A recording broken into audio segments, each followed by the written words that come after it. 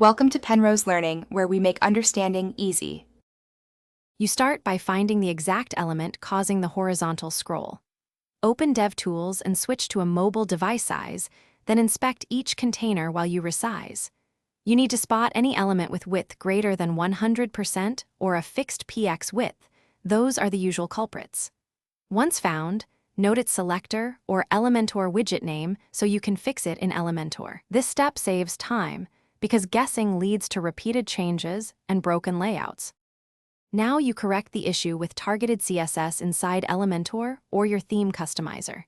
Add Overflow X, hidden on the parent only when necessary, but prefer max width, 100% and box sizing, border box on the offending element.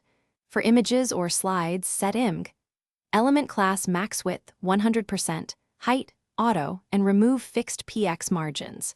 Make sure to clear cache and use the specific selector you identified. Global rules can mask other layout problems, so be precise and test after each change.